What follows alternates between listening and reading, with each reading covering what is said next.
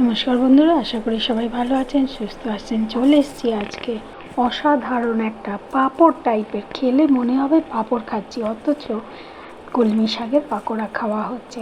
একদম healthy healthy খাবার কিন্তু। আর এই মানে পাকোড়া বা বড়া যাই বলুন না কেন, অসাধারণ খেতে। আমি আমার ছাদ বাগান থেকে কলমি শাক তুলে এনেছি, আর এইদিকে দিয়ে দিয়েছি একটু বেসন, একটু ময়দা, আর গুলে নিলাম একটু নুন হলুদ দিয়ে। বেশি গুলে নিই, তার কারণ প্রতিবারই যখন বেসন গুলি না অনেকটা করে থেকে যায়, আর ফেলেও দিতে হয়, কী করব। পরের দিন আবার পাকোড়া করব, তা তো আর হয় না। তাহলে কবে করব সেই দেখে হয় না। একটু দিয়ে দিলাম এর মধ্যে হিং, অসাধারণ টেস্ট হবে। আর ভালো করে গুলে নিয়ে যদি প্রয়োজন হয় আবার একবার গুলবো, কিন্তু নষ্ট করব না, তাই আমি অল্প গুলেছি।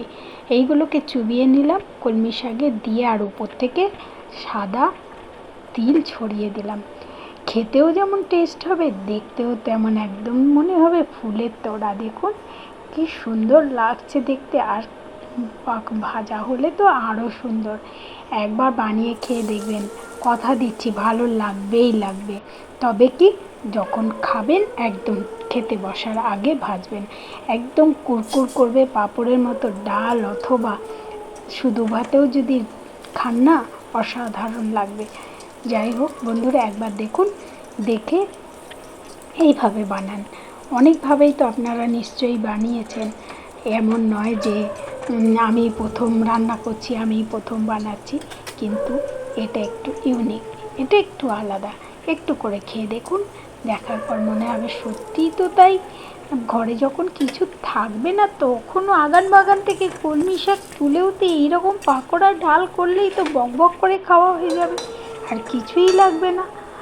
যাই হোক, করে এইভাবে ভেজে নিচ্ছি সব কটাই। আমি প্রায় 4-5টা ভেজে নিয়েছি। মানে কলমি শাকের ডগাগুলোকে 4-5টাকে একসঙ্গে যুক্ত করে নিতে হবে। নিয়ে বেসনের মধ্যে চুবিয়ে তুললে হবে না, একদম থালা থেকে নামিয়েই কড়াই। আর অল্প তেল দিয়েছি, অল্প তেলেই কিন্তু রান্নাটা হচ্ছে, একদম অল্প তেল দিয়েছি। আমাদের ভুট্টোটা যখনই আমি ভয়েস দিই তখনই ও চেঁচায়, জানি না ও কী করে বুঝতে পারে যে আমি এখানে ভয়েস দিচ্ছি। দেখুন কিরম চেঁচাচ্ছে। ওটা আমার বাড়ির নয়, ওটা আমাদের পাড়ার, কিন্তু আমি খাবার টাবার দিই তো, খুব ভালোবাসে আমাকে। যাই হোক, এবারে এইভাবে আমি সবগুলো এক এক করে ভেজে নিয়েছি। ভেজে নেওয়ার পর যখন একটুখানি খেয়ে দেখলাম এত কুড়মুড় করছে, আবার খেতে মায়াও লাগলো। মেয়েটা বাড়ি আসুক, একসঙ্গে দুজনে খাবো। কিছু করলে মা খেয়ে এটা তো হয় না, সেই জন্যে রেখে দিলাম। বলি না, মেয়ে আসুক তারপরে।